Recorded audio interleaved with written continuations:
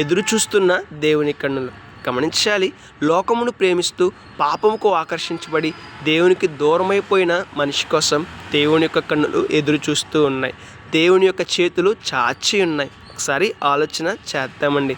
లోకంలో ఏదో దొరుకుతుంది అని చెప్పి లోకమును ప్రేమిస్తూ లోకంలోని పాపముకు ఆకర్షించబడి మానవుడు దేవునికి దూరం అయిపోయాడు. మానవుడు దేవునికి వ్యతిరేకమైపోయాడు. మానవుడు దేవునికి శత్రువుగా మారిపోయాడు. గమనించాలి, దేవునికి దూరం అయిపోయిన మానవుడు పరలోక రాజ్యాన్ని కోల్పోతాడండి.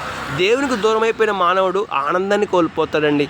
దేవునికి దూరం అయిపోయిన మానవుడు నరకముకు దగ్గర అవుతాడండి. ఒకసారి ఆలోచన చేద్దాం. మానవుడు నరకమును పొందుకోకూడదు అని దేవుని యొక్క కన్నులు మానవుని కొరకు ఎదురు చూస్తూ ఉన్నాయి. దేవుని యొక్క చేతులు మానవుని కొరకు చాచి ఉన్నాయి. మనం ఎప్పుడైతే దేవుని యొక్క ఉద్దేశాన్ని గుర్తిస్తామో, దేవుని యొక్క ఆలోచనను గుర్తిస్తామో, దేవుని యొక్క ఆసక్తిని గుర్తిస్తామో మరలా దేవుని దగ్గరికి వస్తామండి. మనకు ఒక భయం ఉంటుంది. దేవుడు నన్ను చేర్చుకుంటాడా? ఇప్పుడు దేవుని దగ్గరకు వచ్చినా దేవుడు నన్ను ఆదరిస్తాడా? ఇప్పుడు దేవుని దగ్గరకు వచ్చినా దేవుడు నన్ను ప్రేమిస్తాడా అని గమనించాలి. మనకు మరణం సమీపించేంత వరకు దేవుడు మనల్ని ప్రేమిస్తూనే ఉంటారండి. మన కొరకు దేవుని కన్నులు ఎదురు చూస్తూనే ఉంటాయండి. మన కొరకు దేవుని చేతులు చాచి ఉంటాయండి. ఇప్పటికైనా మన జీవితాన్ని మార్చుకుందామా? ఇప్పటికైనా మన జీవితాన్ని సరిచేసుకుందామా? ఇప్పటికైనా మన జీవితాన్ని బాగు చేసుకుందామా? ఇప్పటికైనా మన కొరకు ఎదురు చూస్తున్న దేవుని దగ్గరకు వద్దామా?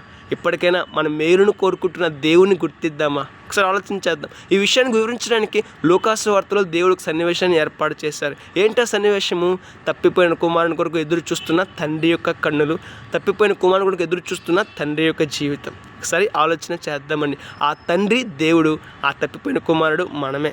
కాబట్టి మన కొరకు ఎదురు చూస్తున్న దేవుని కన్నులను గుర్తిద్దాం, దేవుని వైపు తిరుగుదాం, మన జీవితాన్ని ఆశీర్వాదకరంగా మార్చుకుందాం. May God bless you.